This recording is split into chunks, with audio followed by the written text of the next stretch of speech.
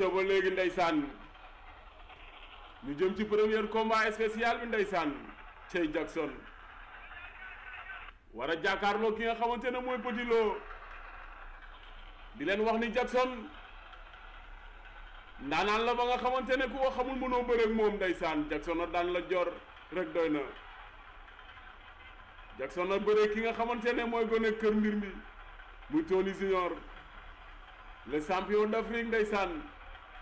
waaye mu ngi jàkkaarloo ki nga xamante ne mooy Petit Lo di doom ci Modou xarañ Lo ndeysaan daan ki nga xamante ne mooy Mama Lamine barki dé moo njaay baat ak tontu la ndeysaan Petit ngi noonu ndeysaan war a jàkkaarloo ak Jackson ndeysaan l'expérience face à la jeunesse la waaye cey Pokola Baldé moom mi war a bëre gàkku Pikine géeje waaye ndeysaan di derbi Jackson a ngi noonu kii saar baa ngay feeñ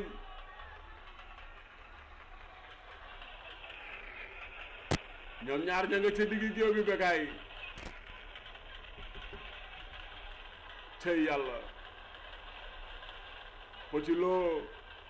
jàkkaarloog Jackson carrière a ngi noonu ndeysaan bu Bawol na ñëpp ñëw ñu bëre wax na dëgg ndeysaan ay combat am daa jafe moom carrière Bawol bi tubaabu joor numéro 2 la mujjee daan moom carrière arbitre baa ngi wax ak ñoom pare ngeen ñëpp ne waaw arbitre ba day siffler combat bem déet Jackson booy xool mu ëpp ki nga xamante ne mooy Petit Lo ay combat waaye xale bi rampe na ba war a bëre ak moom ràcc nañu ca booru saaku ya nii lay bëree moom Jackson bi mu fi mujj moog Lat Joor nii la demee woon ndeysaan yàlla mujjee ko may ndam mu ñëwaat fi moo ki nga xamante ne mooy Xeeru Ngor yàlla xañ ko Jackson ñëwaat na tey di jàkkaarloog xale bu dangereux di jàkkaarloog bërekat ndeysaan Parcelles lamb wuyu leen Petit Lo nga cokaas ma ngay dem daw nañ jaye ñoom ñaar songante bàyyante xeex nañu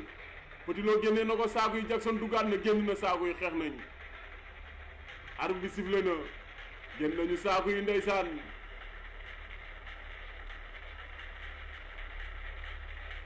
da ngay jël avertissement boo saaga nun ñaar ngay jël Jackson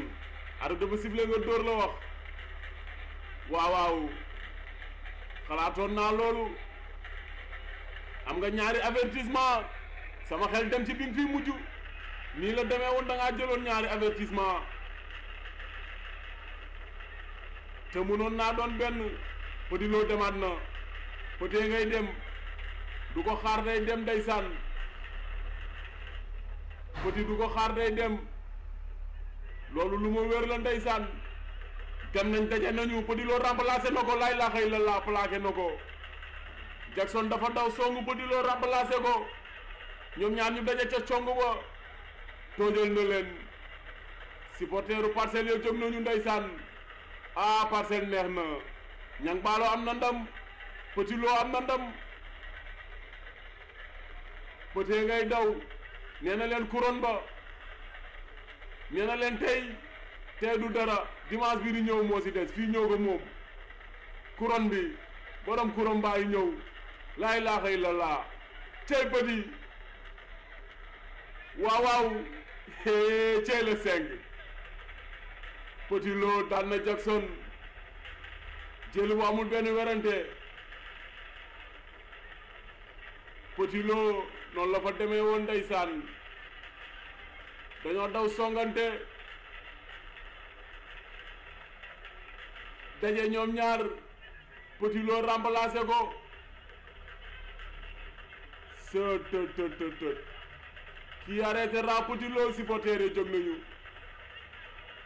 Petit ngi noonu ndeysaan nii la fa demee arbitre dafa sifflé waat ñu demee wet dem ba ca booru saaku ya ba léegi Petit Lo mooy diriger Jackson di ko déglu ndeysaan bëgg ko nax bëgg ko song Petit gis ko féete ko ci suuf ñoom ñaar ñu daje Petit Lo remplacé ko songu ci kaw songu la ñoom ñaar dañoo songante daje tey Jackson war ngaa defaruwaat bi mooy deuxième défaite ndeysaan consécutif gannaaw bi ko fi xeeru ngor daane par avertissement mu ñëwaat tey pertaat combat bi Petit Lo dafa cokkaas Jackson daw songu Petit Lo féete ko suuf remplacé ko plaqué ko jël bu amul benn werante loxo daan ndeysaan noonu la fi demee ñu xaar ki nga xamante ne mooy Ketchup war a bëre Jokkel cey Petit Lo def na affaire